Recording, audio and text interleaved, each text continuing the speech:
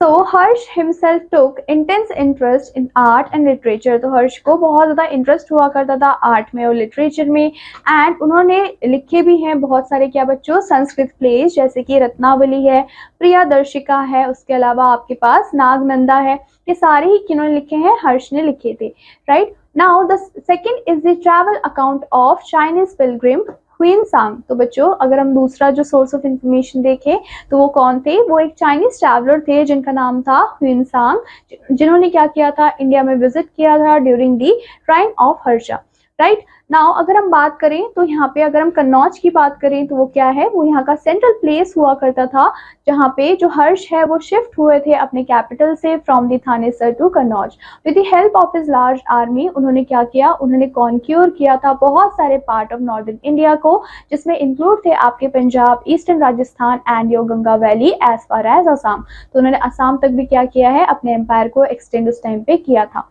And he led a very powerful army, उनके पास क्या थी बच्चों, बहुत ही पावरफुल आर्मी हुआ करती थी against the kings of Deccan, but he was stopped by the Chalukya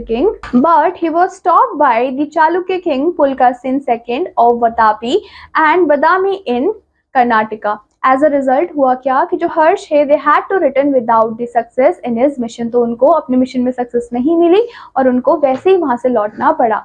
अगर हम देखें तो बाणभट्टा ने क्या बोला है कि जो हर्ष थे he was totally change after his setback, मतलब कि जब वो हारे तो वो काफी ज्यादा चेंज हो चुके थे।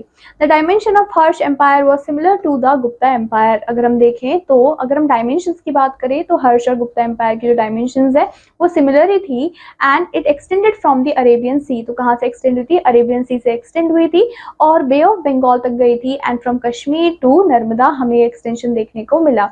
उनकी जो greatest achievement was the political unification of a large part of India, and उन्होंने क्या किया, the subdued king paid him tribute। बहुत सारे किंग्स ने उन्होंने क्या किया, उन्हें ट्रिब्यूट पे किया, and sent him soldiers, और उनके लिए बहुत सारे सिपाही भी भेजे, सोल्जर्स भी भेजे जब वो वॉर पे हुआ करते थे दूसरे लोगों के साथ।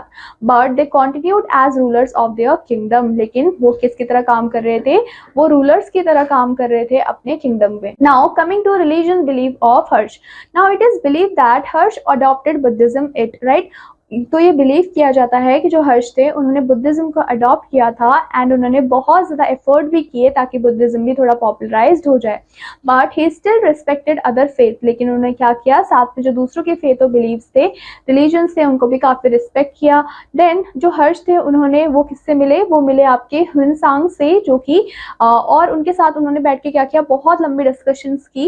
And he used to hold a religious assembly every 5th year, और वो क्या करते थे, वो होल्ड करते थे एक रिलीजियस असेंबली को हर 5 साल में एक बार at Prayag, where he literally distributed grants, जहां पे वो क्या करते थे, जितने भी ग्रांट्स होते थे उनको डिस्ट्रीब्यूट करते थे, और किसको देते थे, जितने भी सेंट्स से सारे रिलीजन के उन सबको ये सारी चीजें दी जाती थी। Now coming to Hiuen Tsang. Now Hiuen Tsang कौन थे, ये हमारे चाइनीज ट्रैवलर थे जिन्होंने बुक को लिखा है which contained lot of information about Harsha reigns, right. The dress of the people varied from region to region. उन्होंने कहा कि जो ड्रेसेस थे लोगों के, जो कपड़े थे लोगों के, वो रीजन टू रीजन वेरी करते थे। एंड उन्होंने ये भी डिस्क्राइब किया कि जो इंडियन लोग थे वो हॉट टेम्पर्ड थे लेकिन काफी ज्यादा ऑनेस्ट भी थे। The people were very particular about cleanliness, लोग साफ सफाई को लेकर काफी ज्यादा पर्टिकुलर थे उस टाइम पे। And he found out that Buddhism was on the decline, लेकिन उस टाइम पे उन्होंने क्या देखा कि जो बुद्धिज्म है वो डिक्लाइन पे था, and it was popular in eastern India. लेकिन अगर हम देखें तो ईस्टर्न इंडिया में काफी ज्यादा पॉपुलर हुआ करता था। ही स्पेंड सम ईयर्स, उन्होंने कुछ साल गुजारे वहां पे, कहाँ पे, नालंदा यूनिवर्सिटी में, and this was the leading university of the time. Now जितने भी स्टूडेंट्स थे they flock from all the part of Asia. तो बच्चों जितने भी एशिया के पार्ट से वहां से दूर दूर से लोग आते थे as a student to his university after Hiuen Tsang visit. जो हर्ष थे, Harsha sent a mission to China and which establish the first diplomatic relationship between the China and India. और वहीं से क्या हो बच्चों, जो चाइना और इंडिया है उसके बीच में हमें फर्स्ट डिप्लोमेटिक रिलेशनशिप देखने को मिला। Now coming to the decline of Harsha empire. So Harsha was a great king, ये तो हमने अभी तक देखा ही, लेकिन he died in 647 AD, but after his death there was so much confusion in the country and no one could keep the empire united. और किसी के पास भी इतना क्षमता नहीं था, इतनी कैपेबिलिटी नहीं थी कि वो क्या कर पाए, वो एम्पायर को यूनाइटेड करके रख पाए। And the kingdom broke up into into many smaller units, और वो लोग क्या करने लग गए, वो जो छोटी छोटी यूनिट्स बनाई गई वो आपस में ही एक दूसरे के साथ लड़ने लग गए, और इसी तरीके से डिक्लाइन हमें देखने को मिला हर्ष एम्पायर का। Now coming to rulers of Deccan, तो सबसे पहले हम बात करते हैं पल्लवा की। सो पल्लवा कौन थे? Pallava were the officers of Satavahana period, and after it's decline जो पल्लवा थे उन्होंने क्या किया, उन्होंने स्टैब्लिश किया इंडिपेंडेंट किंगडम को on their own, and they made Kanchipuram their capital. उन्होंने क्या बोला, उन्होंने कहा कि जो कांचीपुरम है वो उनका कैपिटल होगा। एंड जो पल्लवा थे उन्होंने बहुत ज्यादा क्या किया, लड़ाई की, प्रोलॉन्ग वॉर्स उन्होंने किया against Pandyas and Chalukya. Now they conquered the land of south Kanchipuram, उन्होंने क्या किया, जितना भी लैंड था साउथ कांचीपुरम का उन सबको जीता। उसके अलावा उन्होंने तेंजोर को जीता, उसके अलावा आपके पड्डुकोट्टाई रीजन को भी जीता, राइट। देन अगर हम देखें तो यहाँ पे जो महेंद्र वर्णम है वो बहुत ही ज्यादा क्या है, फेमस किंग थे उस टाइम के। कहाँ के बच्चों? पल्लवा डायनेस्टी के। एंड उन्होंने भी रूल किया था at the same time as Harsha and Pulakeshin second. Now जो पल्लवास थे they has a very strong navy, उनके पास बहुत ही ताकतवर नेवी थी। And they also build several dockyards as well. तो यहाँ पे आप देख भी सकते हो, यहाँ पे आप एलोरा टेम्पल को आप देख सकते हैं। Now coming to Chalukya, now Pulakeshin second was the best known kings of the Chalukya dynasty. अगर हम देखें तो चालुक्य डायनेस्टी के सबसे अच्छे किंग कौन थे बच्चों? वो हमारे पुलकेशिन सेकंड थे। And we know him about from a prashasti which was composed by his court poet Ravikriti, right? And he ruled in the south, उन्होंने क्या किया है, रूल किया है साउथ के ऊपर at the same time as Harsha in the north. Then he was very ambitious ruler and he wanted to control the whole of the Deccan Plateau. वो क्या चाहते थे? वो चाहते थे कि वो सारे डेक्कन प्लेट्यू पे क्या करे, राज करे।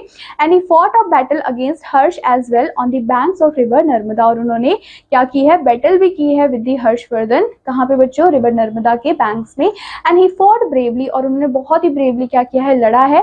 एंड उन्होंने डिफीट भी कर दिया था हर्षवर्धन को, एंड उनको डिमोरलाइज भी कर दिया था बहुत बुरी तरीके से। Now the capital of Chalukya was Aihole and which was regarded as a flourishing city, और उस सिटी को हम बोलते हैं कि वो काफी ज्यादा फ्लरिशिंग सिटी हुआ करती थी। एंड जितने भी चालुक्य के ट्रेड हैं वो भी आपको कहाँ पे देखने को मिलते हैं, उनके बहुत अच्छे रिलेशनशिप थे with the Iran, Arabia and Red Sea spot in the west, also with the kingdoms of South East Asia. तो आपको इन सारी ही जगह पे बहुत अच्छे से उनको ट्रेड देखने को मिला। The Chalukyan king were great patterns of art and they give money, वो क्या करते थे, वो पैसे दिया करते थे liberally for the building of temples, ताकि लोग क्या कर पाए, जो टेम्पल्स है उनको बिल्ड कर पाए, जो केव्स है उनको बना पाए डेक्कन हिल्स में। तो इन सब चीजों के लिए वो मनी दिया करते थे।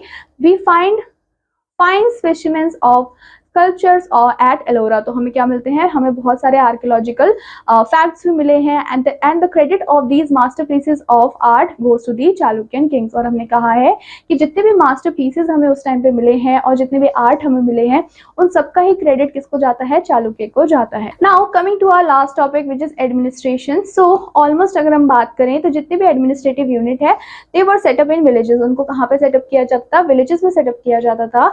And in connection with the management of village affairs बहुत सारे टाइप के हमें कमिटीज देखने को मिले जो कि उस टाइम पे फॉर्म किए गए थे।